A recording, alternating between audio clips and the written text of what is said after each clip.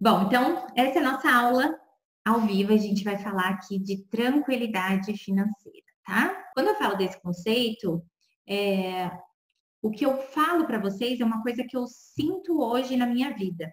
E eu sinto que isso é muito independente da quantidade de dinheiro que a gente tem. Tem muito mais a ver com a forma como a gente se relaciona com a nossa renda, com o nosso dinheiro, com o fluxo de dinheiro na nossa vida e o peso que isso tem na nossa vida, né? O peso que as questões financeiras têm na nossa vida.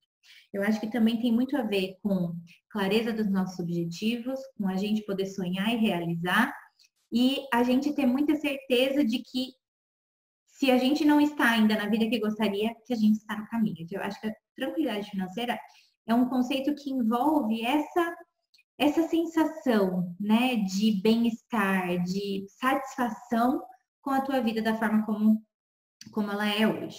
Então vamos lá. Nessa nossa jornada, a gente falou, né, durante todos esses dias aí, a gente falou sobre algumas coisas. No dia 1, nosso tema foram as 3 verdades sobre a vida financeira. E nesse dia a gente falou então, primeiro, dinheiro não é racional. E quando eu falo isso, né, eu não quero dizer que não tenha uma parte prática, uma parte do dinheiro que fale sobre os números, né, uma parte verdadeiramente racional, porque sim, estamos o tempo todo, né, fazendo contas, raciocinando e pensando sobre estratégias, enfim. Existe essa parte. Mas a gente precisa lembrar que a gente é muito mais, né, emocional. Nós, como seres humanos, somos muito mais emocionais do que racionais. Então, não tem como a gente achar que dinheiro é racional, porque não tem decisão financeira que não seja permeada por nossas emoções. E quando a gente se dá conta disso, por mais que pareça uma coisa meio óbvia, por mais que pareça uma coisa meio batida, né? Quando a gente dá conta disso é que a gente começa a se atentar para o que está por trás das nossas decisões, para o que é que está causando determinados comportamentos. Por que é que algumas coisas são tão difíceis da gente fazer? E eu tô falando aqui de coisas simples, né? Tô falando aqui de queixas que eu ouço todos os dias de várias pessoas, de olha, eu faço planejamento e não consigo, minha planilha tá aqui, mas eu não preencho, eu sei o que eu tenho que fazer, mas eu não faço, né? E é porque por trás disso tudo tem uma questão emocional. E uma questão emocional que muitas vezes tem um cunho negativo e pesa pra gente. Então, a gente vai falar sobre isso um pouquinho mais pra frente. Mas é importante saber que essa eu acho que é a principal, assim, se eu fosse falar, nossa, uma verdade sobre a vida financeira. É emocional, gente, né? Não tem nada, dinheiro aqui não é racional. Até porque se fosse simplesmente prático e racional, eu não ia ver sentido no meu trabalho, né? Porque para mim não faz sentido eu falar simplesmente de taxa Selic, dos juros, de negociação, de não, né? Se eu tiver que falar só disso, assim, eu nem me sinto confortável. O que me motiva mesmo é falar justamente dessa outra parte. Segunda questão é, ganhar mais dinheiro não resolve sua vida. E aí, eu tenho várias clientes que poderiam atestar isso aqui, né? E eu acho que muitas de vocês, inclusive, podem sentir isso na vida de vocês de alguma forma, porque muitas vezes a gente ganha mais dinheiro, mas a gente continua caindo nos mesmos problemas, né? Então, eu já tive pessoas que falaram para mim, nossa, hoje eu ganho 5 vezes mais do que eu ganhava quando eu comecei a trabalhar e os problemas só continuam. Ou então, quando eu comecei a trabalhar, eu não tinha dívida e hoje ganhando 5 vezes mais eu tenho dívida. Então, isso é a prova de que ganhar mais dinheiro não resolve a vida. Até porque, se a gente tem um padrão de comportamento, quanto mais dinheiro a gente ganha, a única coisa que vai mudar é a quantidade de dinheiro envolvida nas nossas ações, nas nossas atitudes, né? Não muda a questão, né, base, o que está por trás desse comportamento. Então, para a gente mudar de verdade a nossa vida, a gente precisa mudar o nosso comportamento. E aí, o que está por trás disso é mentalidade, emoções, energia e não simplesmente o dinheiro. E, em terceiro lugar, a questão de não ser sua culpa, né? E aqui, essa é uma questão um pouquinho polêmica, porque hoje em dia se fala muito da questão da autorresponsabilidade, né? E do quanto é importante a gente assumir a responsabilidade pelos nossos atos, do quanto é importante que a gente assuma, né? Seja realmente assim o sujeito da nossa vida, sabe? A pessoa tá lá, assim, o protagonista, sabe? Assumindo o centro de tudo, entendendo que o que acontece, na verdade, é responsabilidade nossa. Mas isso, por mais que faça muito sentido, né, assumir a responsabilidade, a gente precisa entender que tem uma diferença grande entre responsabilidade e culpa. A culpa, ela automaticamente vem com peso, ela vem com um cunho negativo. A culpa, ela deixa a gente assim, né, faz a gente se sentir a pior pessoa do mundo, ela mexe com a nossa autoestima, ela mexe com a nossa capacidade, com o nosso poder pessoal. E quando a gente sente culpa, na verdade, ao invés de a gente conseguir se mexer para melhorar, a gente se paralisa, né? Muitas vezes a culpa faz com que a gente se sinta ainda pior e faça coisas ainda piores. Então, a culpa não resolve. Então, quando eu falo aqui que não é sua culpa, eu quero dizer que sim, você precisa assumir a responsabilidade pela sua vida financeira, mas não, você não precisa se culpar. Porque se você age dessa maneira hoje, se você tem determinados comportamentos, se a sua vida financeira está da forma como está, é porque coisas aconteceram com você, né? É porque você viu, viveu, ouviu coisas, né? Passou por situações e aí o teu modelo mental foi constituído e aí as tuas crenças foram se enraizando e a tua vida financeira hoje é um reflexo de tudo isso. Então não dá pra gente falar em culpa aqui. E eu também não gosto, né? Assim, eu preciso deixar bem claro aqui. Quando eu falo de crenças, de história, né, de vivências familiares, a ideia também não é colocar culpa nos outros. Então, não é nem culpar a gente, nem também colocar culpa nos outros. Não é achar um culpado. É assumir a responsabilidade, assumir as rédeas da sua vida e simplesmente mudar o que precisa ser mudado, trabalhar o que precisa ser trabalhado, sem ficar tentando encontrar culpados, tá? No dia 2, a gente falou dos 10 sintomas da falta de saúde financeira. E eu acho que nesse dia foi o dia que eu mais recebi mensagens, porque muita gente se enxergou aqui nesses sintomas, né? Se não em todos, em muitos deles. E é difícil alguém que não tenha pelo menos um deles aqui, né? Então, quando eu falo de viver no cheque especial, eu nem tô falando daquela pessoa que todo mês está no cheque especial, porque tem muita gente que é assim. Né? Várias pessoas estão todo mês no cheque especial. Mas se você, quando entra no cheque especial, não sente que você está tomando um empréstimo, não entende que, na verdade, quando você entrou no cheque especial, você está com uma dívida, tem alguma coisa errada. Porque você está assumindo esse comportamento como algo normal. Você está entendendo que o cheque especial é um dinheiro que está lá simplesmente disponível para você, né? Como se fosse um dinheiro extra. E não é. Né? É um dinheiro disponível, mas é um empréstimo e a gente precisa tratar como tal e a gente precisa entender isso como tal. Então, quando eu falo de viver no cheque especial, são principalmente aquelas pessoas que são muito tranquilas com relação a isso, que não veem isso como um problema, que não veem isso como algo a ser cuidado.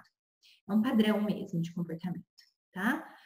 A outra questão é usar o cartão para tapar buracos. E quando eu falo de tapar buraco, eu falo de você viver o mês todo sem planejamento. Então, assim, você sabe que você tem suas contas para pagar, você sabe já que você vai ter seus gastos, mas você nunca parou para contar quanto que você gasta com cada coisa, você não faz nem ideia de quanto dá de mercado por mês na sua casa. Você sabe que tá caro, você sabe que o mercado tá subindo, mas você não sabe quanto que dá. E aí você nunca fez essa conta, nunca agiu com proatividade. Chega no final do mês, acabou o dinheiro. Toda vez acaba o dinheiro antes de acabar as contas. Então, você vai, usa o cartão e passa o cartão no fim do mês. Esse comportamento não é nem um pouco saudável, porque o cartão, eu falo, o cartão não é vilão, tá? Então, muita gente, primeira coisa que quer fazer é cortar o cartão de crédito. Não tem problema. Se você acha que você não tem maturidade para usar o cartão de crédito, você não precisa usar o cartão de crédito.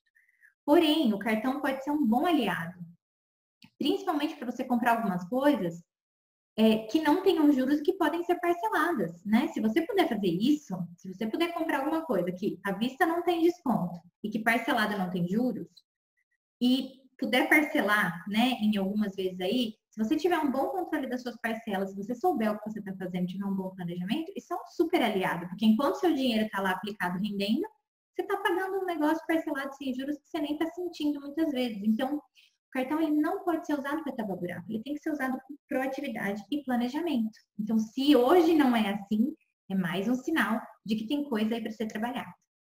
Outra coisa é pagar conta com medo, ou com raiva, ou com algum outro sentimento negativo. Então, não necessariamente o medo ou a raiva. Mas tem gente que tem angústia, tem gente que tem preocupação, tem gente que tem batedeira, taquicardia, né? Eu já vi de tudo.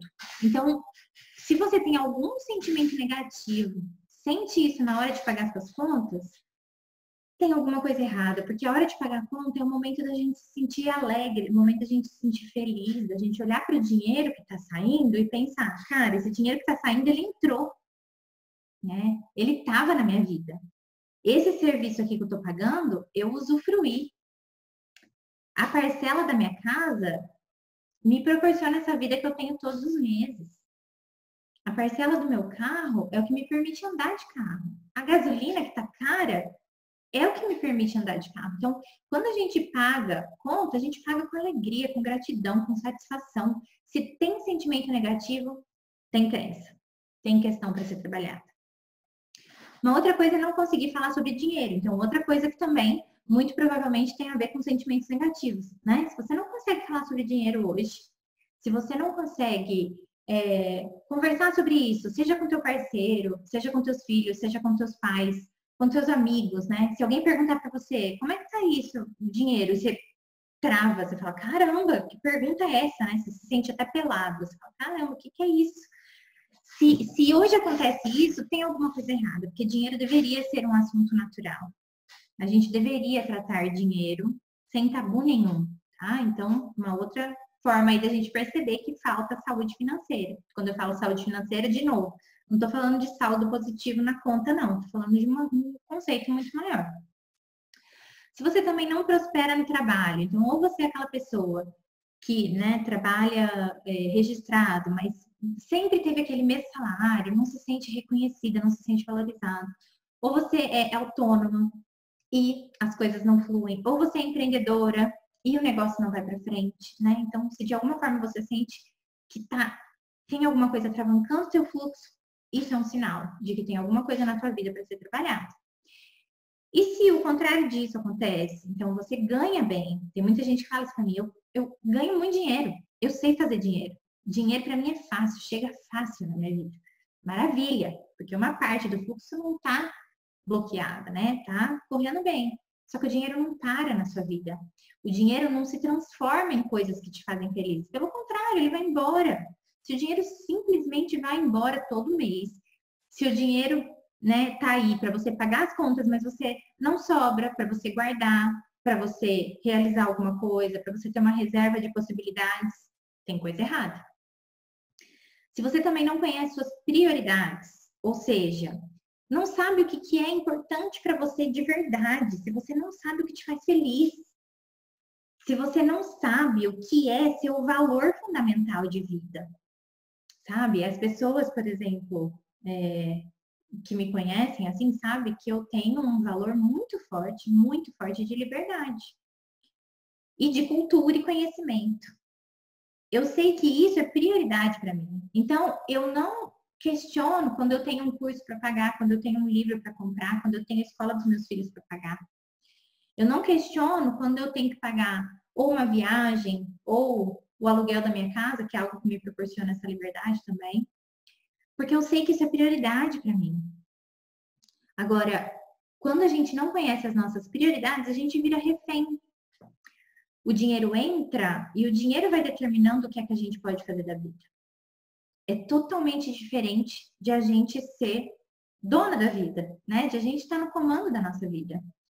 E aí aqui entra uma palavra, né? Que é o tal do controle. E as pessoas, muita gente entende o controle como algo negativo. Mas quando eu falo do controle, eu não estou falando daquele controle chato, de você, assim, ficar em cima do negócio. Não.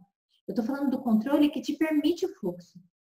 É aquele controle que justamente te permite a saúde, te permite a tranquilidade. É o controle saudável. É o controle equilibrado. E é principalmente o controle energético que mostra quem é que está no comando.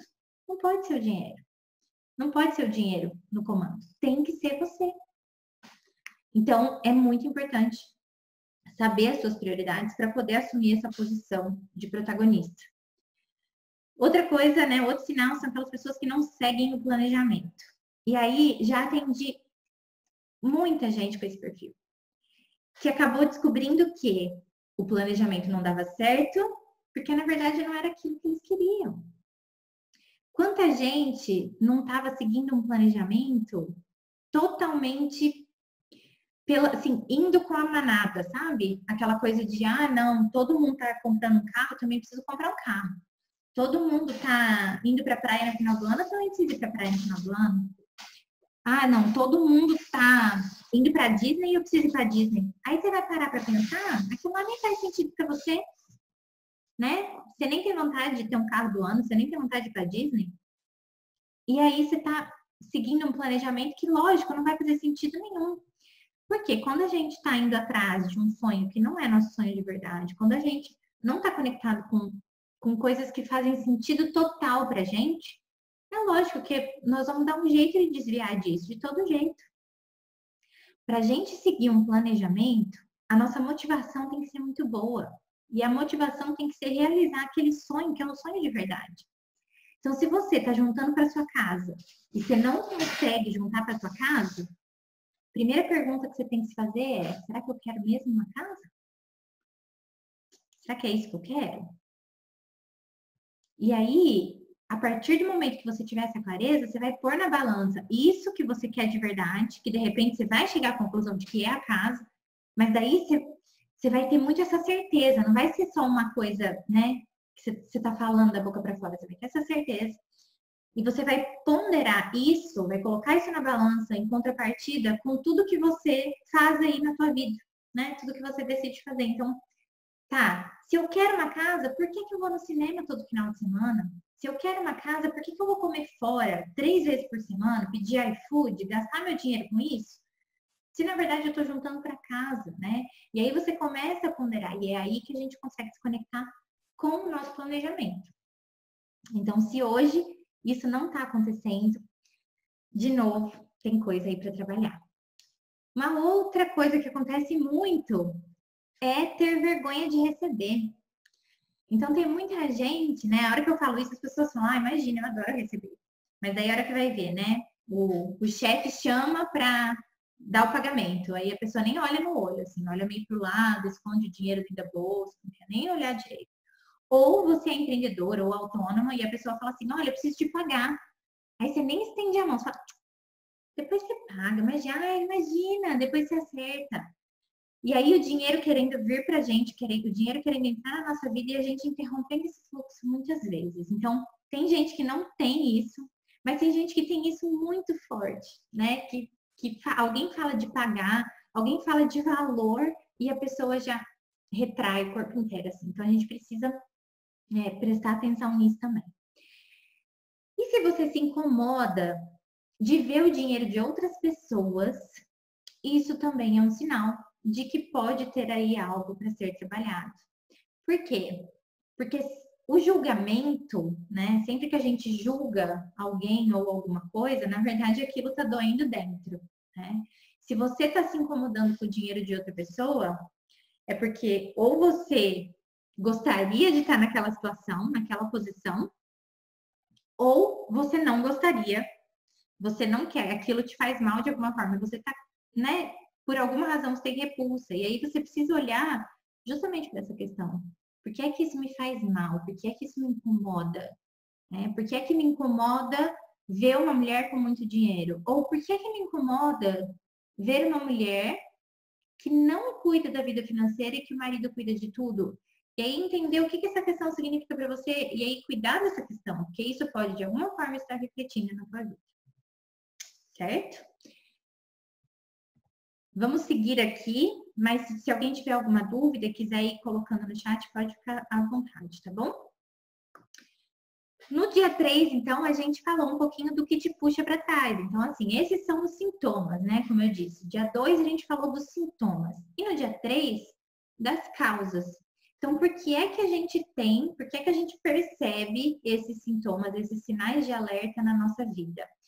Como eu gosto de falar, eles são só aquelas luzinhas que ficam piscando, falando para você: ó, olha para isso aqui, ó, olha para isso aqui. É a mesma coisa que a gente ter uma febre, né? A febre nunca é febre. A febre sempre é febre de alguma coisa. Você tem uma febre, É para mostrar para você que tem alguma coisa aí para você olhar. Então, criança fez febre, você vai olhar o ouvido, você vai olhar a garganta, né? Você vai pensar numa virose. É a mesma coisa. Então, essas do dia 2, né? Esses 10 pontos são as luzinhas que estão acendendo para você olhar para alguma coisa. E no dia 3, as causas disso. Então, o que está te puxando para trás? Crença. Crença é o primeiro item, porque, cara, difícil achar alguém que não tenha crença financeira limitante. E por que é difícil? Porque nós temos crenças que nós herdamos da nossa criação. Então, desde que a gente estava na barriga da nossa mãe, recebendo lá um monte de informação a respeito de dinheiro, a preocupação da mãe que não ia ter dinheiro para sustentar, os problemas no trabalho da mãe, tudo isso a gente sentindo e a gente captando. Até os 7 anos de idade, a gente é uma esponja, né? Pegou tudo aquilo, absorveu toda a energia da casa com relação a dinheiro. Então, viu pai e mãe brigando, viu, né? Passou fome, passou dificuldade, passou vontade. Ou teve abundância, mas aí via todo mundo falando mal do dinheiro. De alguma forma, aquilo ficou com você. Só que, além disso, até hoje, você está formando crenças na sua cabeça. Até agora, qualquer coisa que você tenha feito até um segundo atrás, você pode ter, de alguma forma, ou criado uma crença ou fortalecido uma crença que já existe aí dentro. E que muito provavelmente é o que acontece, porque as crenças estão ali e a gente parece que se coloca em situações para reforçarem essas crenças. Só que além disso, a gente também tem crenças que a gente herda na nossa genética, no nosso DNA. Então, a nossa hereditariedade traz para a gente também muita crença. Tem muita coisa. Eu vou até contar para vocês. Eu sempre lembro muito desse episódio, assim, que me marcou. Uma vez, em uma semana eu tinha 3 palestras. Uma no Rio, uma em São Paulo e uma em Campinas. E aí eu precisava viajar, eu ia passar a semana fora, porque entre um e outro eu tinha o trânsito, né? Ia dormir num hotel. Enfim, eu ia passar a semana toda fora. Quando chegaram essas 3 palestras, que foi uma seguida da outra, assim, e eu vi a minha agenda e falei, caramba. Aí, na hora, eu falei uma frase. Falei, meu marido vai me matar. No que eu falei isso, eu parei. Eu falei, gente, da onde saiu essa frase? Primeiro, meu marido é a pessoa mais fofa, companheira, linda do mundo. Me apoia em tudo que eu faço. Segundo, ele super admira meu trabalho, ele sempre ficou com as crianças para eu poder viajar a trabalho, para eu poder dar minhas palestras, nunca tive problema. Por que será que nesse momento veio algo tão, assim, tão natural, essa frase tão natural, meu marido vai me matar? E aí eu fiquei investigando isso não é meu. Mas é uma crença que estava aqui no fundo, algo que eu herdei provavelmente lá de trás, né, de alguém da minha ancestralidade que tinha essa questão, né, que de repente era uma mulher que tinha essa questão da submissão com o marido, enfim. Não é meu, não faz parte da minha vida, mas está em mim. E tem uma outra questão aqui, o fato de eu ser mulher. Só o fato da gente ser mulher numa sociedade puramente patriarcal, né? Aqui a gente vivendo no patriarcado, a gente tem um monte de crença, né? Um monte de crença. É difícil. Se a gente é bem sucedida, a gente se sente, né, culpada. Ai, o relacionamento vai mal, não, né? Ah, não, mulher que trabalha, né, que é bem sucedida no trabalho, não dá conta dos filhos. São muitas crenças simplesmente por a gente ser mulher. E são muitas crenças também por a gente estar no Brasil. Porque quanta coisa que a gente não ouve falar de brasileiro, né? Do governo, do dinheiro no Brasil. São muitas coisas negativas o tempo todo. E que só da gente ter nascido aqui, só da gente ser brasileiro, a gente já traz isso com a gente. Então, crença, top da lista, não tem como. Primeira coisa, crença. Segunda coisa que atravanca muito é o medo. E o medo é um sentimento que ele é além das crenças, mas ele é a raiz das crenças de escassez. Porque a escassez é a falta, né? Então é o medo de faltar, é o medo de não ter, é o medo de não ser suficiente, é o medo de não conseguir produzir. O medo. E o medo paralisa. Ao mesmo tempo em que o medo protege, o medo paralisa. Então, a gente tem sabotador o tempo todo. Ou porque a gente tem medo de ser criticado, ou porque a gente tem medo de dar muito certo, ou porque a gente tem medo de ter dinheiro e a nossa família. Enfim, né? É muita coisa. A gente tem quando a gente para observar, existem muitos medos aqui dentro da gente. Então, isso também pode estar te puxando. Outra coisa é a rigidez, né? Como eu falei, a gente tem muito essa ideia de que, para cuidar da vida financeira, seu dinheiro não está aplicado hoje? Seu dinheiro está só na poupança? Você está perdendo dinheiro. Tudo hoje é muito rígido, né? Ou é assim ou não é. E, na verdade, isso não é verdadeiro. Né? Essa rigidez, ela não pode existir, porque cada ser humano é único, cada um de nós aqui é de um jeito. Para cada um de nós, uma coisa faz sentido. Não tem como a gente agir com essa rigidez, não tem como a gente simplesmente tentar se encaixar em regras externas. Então, essa rigidez, além de não ajudar, atrapalha. Faz com que a gente tente seguir modelos, tente seguir planilhas, tente seguir regras que não servem para a nossa vida. Então, a gente precisa cuidar disso. Outra coisa é a falta de organização. Então, de novo, entra naquilo que eu falei, né? Não que seja um controle excessivo a ponto de você tirar sua flexibilidade e virar rígido, né? Que não é bom. Mas tem que ter um mínimo de um controle para que você possa ser o protagonista da sua vida, para que você possa estar no centro e tomar suas decisões e não se sentir refém do seu dinheiro. Então, a organização é importante. Se hoje sua vida está bagunçada, sua vida financeira está bagunçada, precisa organizar. Precisa começar daí. Porque essa desorganização causa uma bagunça interna muito grande na gente também. Falta de clareza, né? É muito difícil. A quinta coisa é a falta de sentido, que acaba provocando a falta de foco. Então, volta naquilo que eu falei. Tem um planejamento e não consegue seguir esse planejamento, tá faltando sentido. Né? A sua falta de foco mostra para você que está faltando sentido no planejamento. Você precisa fazer alguma coisa com mais sentido. Precisa fazer mais sentido para você isso aí que você está pensando. Isso aí que você está desejando para a tua vida. Aí nós fomos para o dia 4. E no dia 4 nós falamos um pouquinho dos 4 pilares da vida financeira. O energético, racional, emocional e mental. Não tem uma ordem, né? Todos eles se complementam. E até falei para vocês que é um ciclo mesmo, né? Por quê? Porque os números, né, são, na verdade, assim, o resultado de tudo que a gente pensa e sente e da forma como a gente vibra, mas eles também são o que causam os nossos pensamentos, os nossos sentimentos e a nossa vibração. Então, é um ciclo, um eterno ciclo. E aí, não dá pra gente olhar para os números e falar assim, tá bom, tem essa dívida aqui, paga essa dívida. E não cuidar do resto. Tem muita coisa lá atrás acontecendo. Tem outros 3 pilares essenciais, fundamentais, que devem ser cuidados. Então, a gente não pode resumir vida financeira saudável a ter, né, um saldo positivo. Não dá. Então, a gente precisa cuidar de todos esses pilares para ter certeza de que a gente está cuidando da vida financeira. E aí, a partir disso, né, a partir de todos esses pilares, o que é que pode melhorar a nossa vida financeira? Então, viver um momento em estado de presença, né?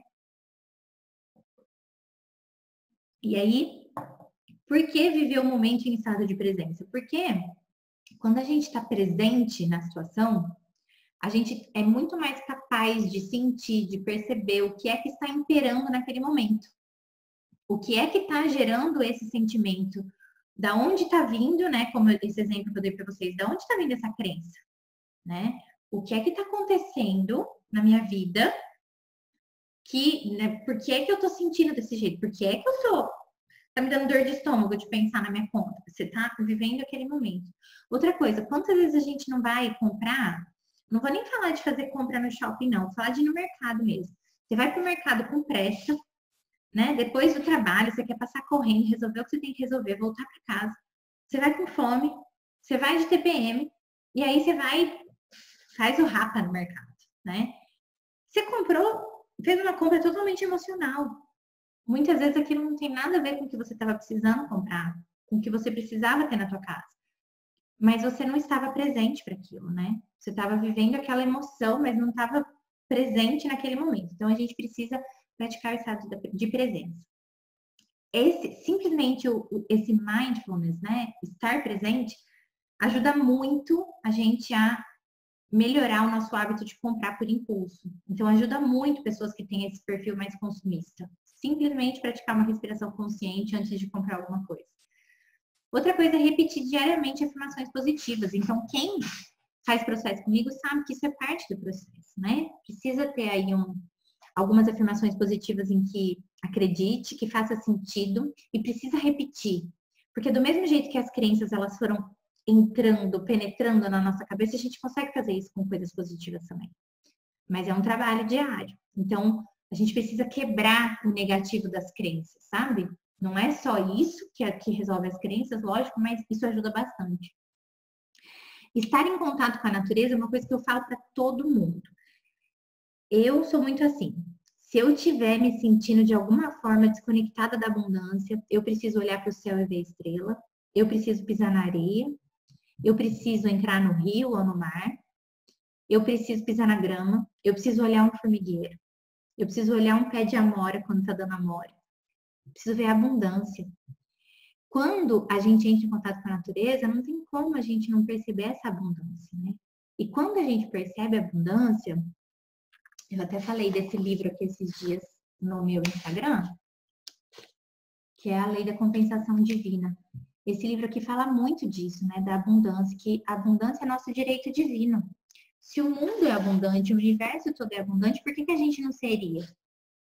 Então, quando a gente entra em contato com a natureza, a gente se conecta com essa abundância. Então, eu não sei qual é, né? Que tipo de natureza você pode ter aí, mas se você tiver pelo menos uma flor, né? Veja o quanto a flor é abundante, o quanto para ela não falta, né? Não falta luz, não falta alimento, não falta.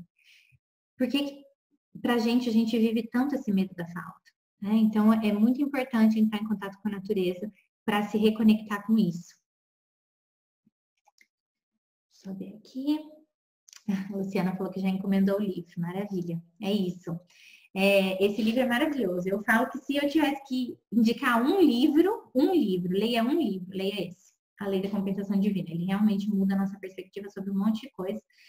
E ele traz dentro dele várias orações, tá? Então, eu até coloquei aqui, né, que orações, meditações e mantras também ajudam. E aí depende muito da tua crença, depende muito do que você, né, do que faz sentido para você. Então, essas orações aqui me ajudaram muito num processo que eu estava vivendo super desafiador de ressignificar meu trabalho, de repensar como é que eu ia, né, reorganizar minha empresa. Eu tinha acabado de acabar uma sociedade, precisava me reinventar.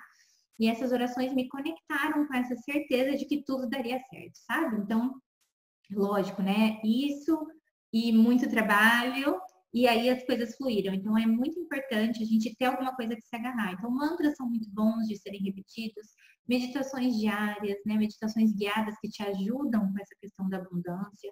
Tem muita coisa disponível hoje. E também as orações, sempre. Uma outra coisa é parar de se comparar. Então, assim, para ontem, para de olhar para a vida do vizinho e olhar o carro que ele tem. Porque por trás daquele carro do ano, você não sabe quanto esforço, quanta briga, quanto sacrifício muitas vezes. Você não sabe quanta dívida tem, né? Você não sabe qual é a história daquele carro. Então, às vezes a gente se compara muito com a vida dos outros, mas a gente não vê o que está por trás, a gente esquece disso. Isso é uma outra coisa que eu falo muito.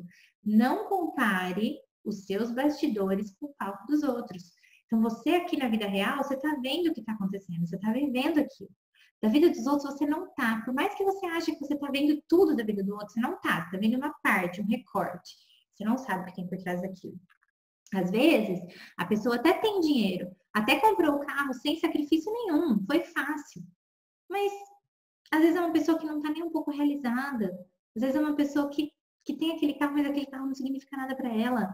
Então, a gente precisa parar de querer comparar a vida dos outros com a nossa, né? E aí eu estou dando o exemplo do carro, mas na verdade a gente faz isso com tudo, né? Com a nossa forma de maternar, com o trabalho do outro, né? Com o tempo todo. Na verdade, a nossa medida de sucesso é olhar o sucesso dos outros, né? E isso não pode ser assim. E aí, a gente precisa conversar sobre dinheiro. E quando eu falo conversar sobre dinheiro, é falar de dinheiro numa boa, sabe? Senta para tomar um café. E aí, fala com seu filho, fala com a tua mãe, fala com o teu marido. E aí? Né? O que nós vamos fazer com o dinheiro? Vamos juntar um dinheiro, né? Fala de dinheiro, assim, tranquilamente. Eu sempre conto que Foi muito interessante para mim quando eu conheci meu marido, eu tinha 14 anos, né? Quando eu conheci ele.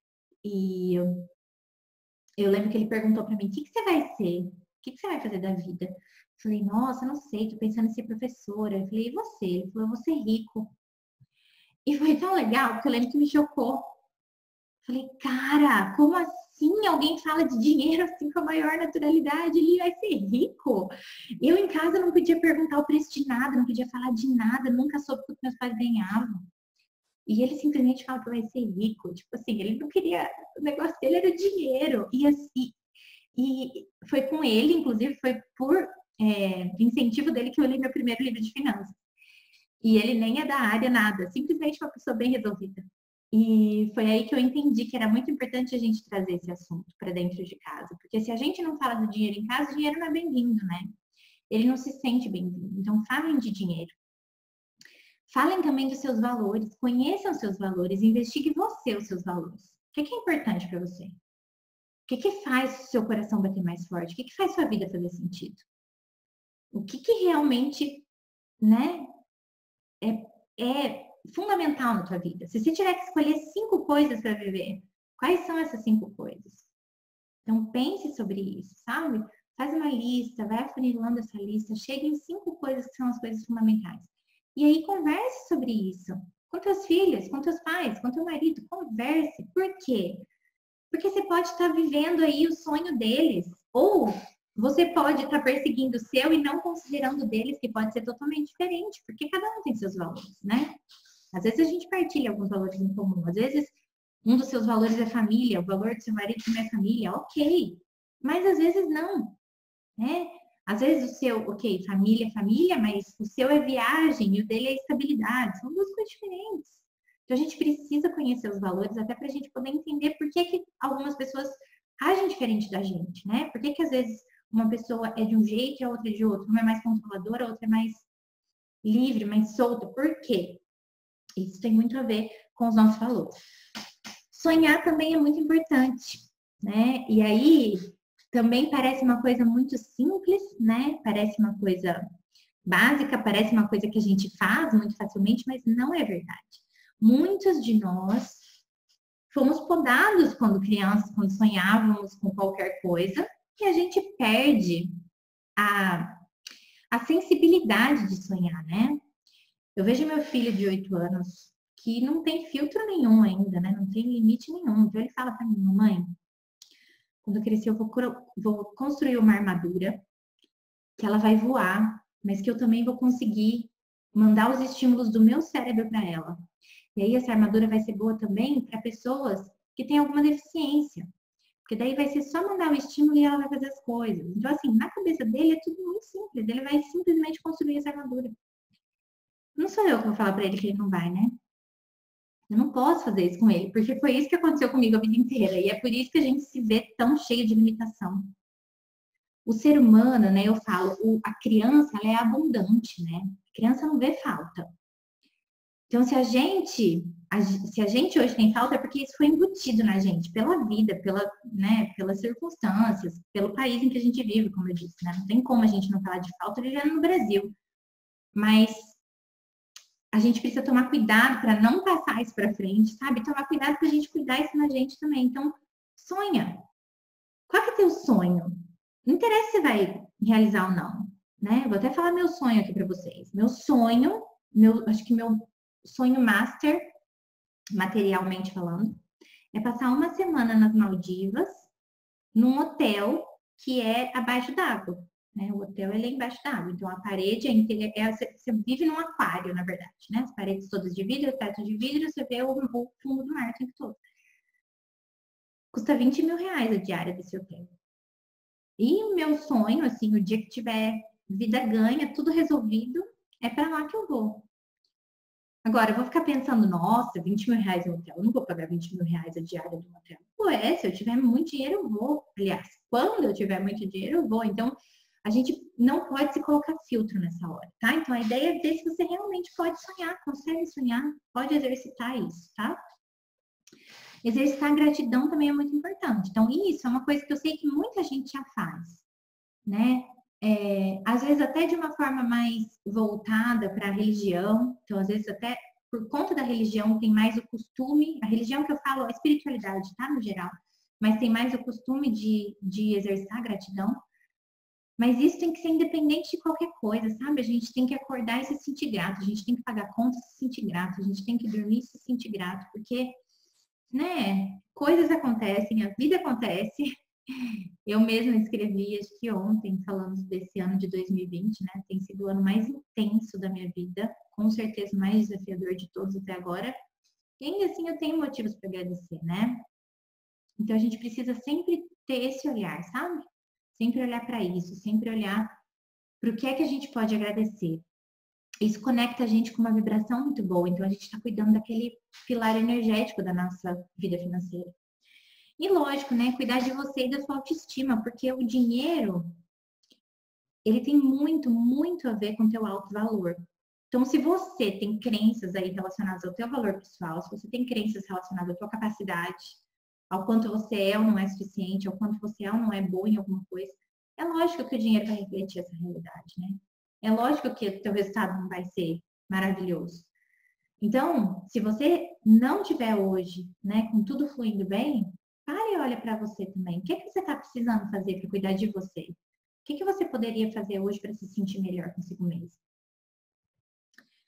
E aí a gente chega no último dia, né, de áudio, que é justamente os 7 primeiros passos para nossa tranquilidade financeira. Então, assim, como é que a gente começa? Tá, Lúcia, me identifiquei com tudo, entendi os 4 pilares, já vi todos os sinais ali, sei o que está me segurando, o que é que eu preciso fazer? Primeira coisa, encontra a melhor forma de organizar seu dinheiro. Não fica procurando a planilha ideal na internet se você não gosta de planilha. Eu faço minhas anotações, minhas finanças num caderno. Tá tudo bem. Então você não precisa ficar buscando a fórmula mágica, o jeito ideal. Busca o seu. Não tem jeito ideal. Busca o seu. A partir disso, faz o seu diagnóstico. Então, como é que está a sua situação? Você tem que mapear suas finanças, tem que entender o que está acontecendo na sua vida. É muito importante que você saiba do que está acontecendo para você assumir esse controle, né? Para você assumir a sua posição de protagonista. Entenda o que é supérfluo e o que é essencial. Então, olha para esse seu mapa e fala, tá, isso daqui é essencial, realmente, custo de vida. Isso daqui não, né? Isso daqui foi uma gordurinha ali que eu podia ter evitado. Por quê? Porque vai ser importante isso para você repensar seu padrão de vida. E eu não estou falando de você repensar para menos. Às vezes você vai repensar para mais. Às vezes você vai ver que não tem lazer na sua vida. Às vezes você vai ver que tudo que está acontecendo na sua vida financeira hoje é pagar conta. E aí você vai falar para mim, mas Lúcia, eu não tenho nem para pagar conta? Como é que eu vou pôr mais coisa? Como é que eu vou pôr supérfluo aqui? A hora que você abrir para essa consciência, entender que de repente é o supérfluo que está faltando na sua vida para te trazer um pouquinho de paz e tranquilidade, autoestima, felicidade, realização, talvez as coisas comecem a fluir. Então, às vezes, o movimento não é simplesmente cortar, é repensar, né? Não dá para a gente sair cortando, a gente precisa repensar. Outra coisa, pratique o consumo responsável. O que é o consumo responsável? Não é o consumo consciente só, né? Não é simplesmente pensar o consumo consciente naquela forma de, né, pensando no meio ambiente, pensando no impacto não. É o consumo responsável. Assuma a responsabilidade. Quando você pensa no meio ambiente, você está pensando numa coisa fora de você, né? Desvinculada de você. Ah, a natureza, a Mata Atlântica, a Amazônia. Não. Você é o meio ambiente. Você, sua família, seus filhos. Nós somos o meio ambiente. Se a gente não cuidar disso, se a gente não cuidar do mundo, não vai ter mundo, né? Não tem. Então a gente precisa praticar o consumo responsável, assumindo a responsabilidade por tudo que a gente consome, pela forma como a gente consome. E não só bens materiais, não só bens de consumo, mas também informação. Então, nos dias de hoje, é muito importante a gente cuidar da informação que a gente está consumindo. O que a gente está consumindo de informação? O que a gente está escolhendo ver? Que notícia que a gente está escolhendo ver, sabe? Muito importante a gente prestar atenção nisso. Imagina, Aline. Uma outra coisa, estabeleça uma meta. E por que eu coloco aqui uma meta? Porque a gente tem a mania de vir o ano, né? Dia 31 de dezembro, tá todo mundo lá com todos os desejos de ano novo. Aí faz aquela lista de 10 coisas. Aí você chega no final do ano, aquela frustração, você não fez nenhuma. Por quê? Tem uma frase, né? Que é mais uma crença limitante, mas enfim, é uma frase que em muitos pontos ela é verdade. Cachorro de muito dono morre de fome. Eu falo muito isso pro meu marido com relação às crianças. Não dá pra gente achar, não podemos estar nós dois no ambiente e achar que os dois estão cuidando das crianças. Isso não funciona. Ou um está no comando ou o outro está no comando. Um de nós tem que estar responsável pelas crianças. Porque senão a gente acha que o outro está fazendo e não está. É mais ou menos a mesma coisa com a meta. Se a gente põe uma meta no foco e a gente vai atrás dessa meta, a gente consegue unir forças para realizar. É o conceito do essencialismo, sabe? Mas se a gente pensa em um monte de coisa que a gente quer fazer, a gente acaba que não faz nenhuma. A gente até avança um pouquinho com cada uma. Não chega na linha de chegada com nenhuma delas. Então a gente precisa pensar em uma meta. Não dá para não ter meta, mas não dá para a gente estabelecer 10. Começa com uma, trabalha nessa uma. Faz o planejamento de uma, se compromete com uma. Faz essa uma encaixar na sua vida. Mostra para você mesma que você é capaz de seguir uma meta. A partir disso, seu conceito muda. A partir disso, você consegue estabelecer outras. Então, você precisa primeiro provar para você mesmo que você pode. Então, estabelece uma. E lógico, né? A partir disso, vai cuidar das suas crenças. Por quê? Nessa hora em que a gente se coloca em movimento, as crenças parecem pipoca, estourando na cabeça. Aí vem um monte de coisa, né? Ah, mas esse sonho aí nossa, isso aí não é pro seu bico. Nossa, não, mas isso aqui você não vai conseguir. Não, mas, insiste, você não nasceu para ser rica, não. Pronto. Nessa hora, na hora do movimento, que vai vir um monte de crença, que você vai poder cuidar exatamente do que precisa, tá? Então, fundamental também essa parte aqui. Como eu sempre falo, não dá pra gente trabalhar o resultado e não trabalhar o que está por trás desse resultado, tá? Quero fazer com vocês, então, só algumas reflexões aqui sobre as crenças, tá? Porque depois a gente vai entrar em mais profundidade nesse assunto, como eu falei, vou mandar alguns áudios, vou mandar um material para vocês para leitura e vou fazer também uma aula só sobre isso lá no nosso Vida Próspera, tá bom? Seguinte, como é que a gente trabalha a crença? Primeiro, autoconhecimento. Por quê? Porque se você não sabe quem você é em essência, se você não sabe, né, o que é que te faz como, né, ser humano, não tem como você saber o que é seu e o que não é.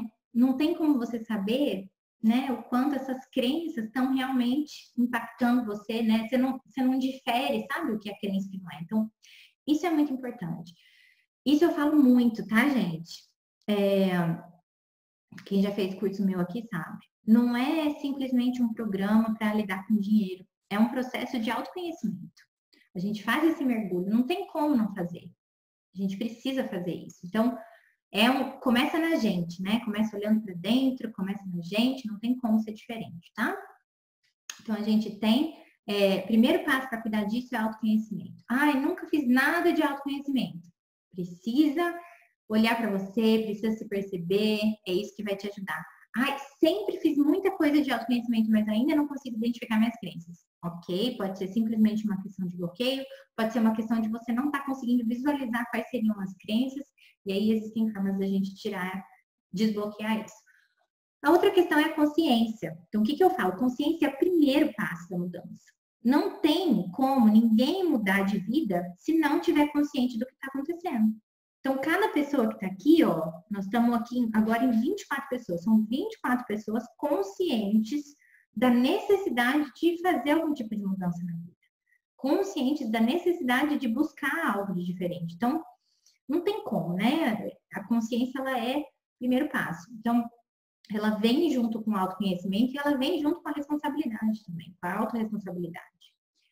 A outra coisa é a clareza. A partir do momento que a gente começa a ter clareza dos nossos valores, da nossa personalidade, da nossa forma de ser, do que a gente quer, dos nossos sonhos, aí a gente vai entendendo também, né?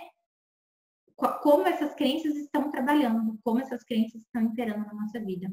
Então, trabalhar essa clareza, até tem uma frase, né, que diz que clareza não se tem, se gera. Eu acho que é isso. Então, é alguma coisa assim. Então, quer dizer que a gente vai gerando clareza conforme a gente vai movimentando, tá? Então, o que a gente precisa fazer? Entrar em movimento. A gente precisa se propor a fazer algumas coisas para a gente poder gerar clareza. É isso. Não tem outro jeito de fazer, tá? Então, a partir do momento que você se coloca em movimento, que você dá um passo, eu até falei isso no áudio, né? Um movimento gera outros movimentos que gera mudança. Então, você vai começar um movimento aqui de autoconhecimento, de consciência, você automaticamente vai ter mais clareza. E aí, é claro, a gente tem algumas ferramentas que ajudam, né, a lidar com essas crenças. Então, a gente tem ferramentas para transmutar essas crenças, a gente tem as próprias afirmações positivas, que são uma forma da gente entrar, né, bater de frente com as crenças negativas. E tem também o Theta Healing, como eu disse, né, que é uma ferramenta de liberação de crenças, que também é muito poderosa, tá? E aí, só para a gente refletir um pouquinho, né? Vamos pensar aqui nessas práticas. Primeira coisa, pensem aí, vocês podem me responder também, mas eu quero, assim, sinceridade absoluta. É lógico que aqui vocês já estão, não tem como, enviesados, porque estou falando para vocês de práticas de crença, então vocês já vão se policiar, mas tentem ser bem honestos e acessar o que vem de verdade para vocês. O que você pensa quando você vê uma criança pequena brincando com dinheiro? E brincando com dinheiro, eu falo assim, ó, pensa numa criança de um ano e pouco, sentado com um monte de moeda, pegando a moeda, passando no rosto, pegando dinheiro, pondo na boca. O que vem na tua cabeça? A gente precisa lembrar o seguinte, principalmente em tempos de coronavírus, né? Não tem como a gente não pensar na sujeira do dinheiro. Mas o que a gente precisa lembrar é que tudo, na verdade, é muito sujo. Só que a gente foca muito na sujeira do dinheiro. E quando a gente fala que o dinheiro é sujo, a gente meio que entende também de alguma forma que o dinheiro é ilícito, sabe? É uma coisa ruim, é uma coisa negativa, a gente associa com isso. Quando vem isso pra gente, né? Ah, dinheiro é sujo, ai, dinheiro é sujo. Vem muito essas crenças que a gente tem profundas aí, sabe? Então, se automaticamente para você vem dinheiro é sujo, isso é um sinal de que pode ter uma crença aí relacionada a isso, relacionada à sujeira do dinheiro, relacionada a malandragem mesmo, sabe? As falcatruas. E aí, o que você pensa quando você vê uma mulher muito rica? E eu fiz essa pergunta outro dia lá no Instagram, eu faço sempre essa pergunta nas minhas palestras. Sempre que eu vou dar palestra, eu coloco a foto de uma mulher com muito dinheiro e eu descrevo essa situação em que você está andando na rua, e aí você passa por uma mulher que está lá, salto alto, com roupa, a roupa da marca que você conhece, que você acha linda, com um monte de sacola na mão, tá de unha feita, tá de cabelo feito, e aí ela entra no carro do ano. Nessa hora, gente, eu faço essa pergunta e eu ouço de tudo. E as pessoas começam a falar, vem muito essa questão do marido rico, né? Mas também vem muito essa questão de, herdou o dinheiro, ganhou dinheiro fácil, e vem até julgamentos, assim, mais fortes com relação a isso, sabe? Então, a gente precisa entender que quando a gente julga, né, é porque a gente não está pronto para ter aquilo ainda. Então, assim, o julgamento é o que mais impede os nossos avanços milagrosos. Isso já fala naquele livro que eu indiquei para vocês, A Lei da Compensação Divina, que é o livro da Marianne Williamson. Então, toda vez que a gente tem julgamento dentro da gente, é um bloqueio para que aquilo chegue na nossa vida. Então, se você vê, você fala que você quer ter dinheiro, mas você vê essa mulher, você fala, nossa, que fútil, né? Ai, nossa, casou com um marido rico. Você está bloqueando o dinheiro de chegar na sua vida. Como é que você pode falar que você quer dinheiro se você olha e fica, né, julgando a pessoa? A outra coisa, o que você pensa quando se imagina com muito dinheiro e com a vida que sonha? E aqui é muito importante, né? Até no Theta Healing a gente trabalha uma questão que é a questão da manifestação. A gente aprende a fazer a manifestação do futuro que a gente quer, né? Daquilo que a gente quer. E um dos pontos da manifestação é justamente a gente visualizar a nossa vida como seria. A gente precisa conseguir olhar para a nossa vida como a gente quer E aí, fazer uma investigação disso e entender por que é que essa vida ainda não está acontecendo nesse plano. Porque se ela está na nossa, né, na nossa imaginação, se ela está na nossa ideia, é porque ela existe. Mas se a gente ainda não trouxe isso para esse plano, é porque tem alguma coisa bloqueando. E o que é que está impedindo a gente de manifestar? Então, eu vou dar um exemplo, tá? Às vezes a gente pensa assim, eu quero ter o carro, sei lá, quero ter uma Mercedes. Aí tá, como é que é você com a Mercedes? Aí você começa a pensar, eu tô andando com a Mercedes na rua, aí eu paro no sinal. Não, eu não posso parar no sinal porque eu vou ser assaltada. Nossa, não, imagina, aí eu chego em casa. Não, eu não posso chegar em casa com esse carro, porque o que meus pais vão falar? Imagina, os vizinhos vão achar que eu tô traficando. Não, então eu não posso, não posso ter esse carro. Pronto.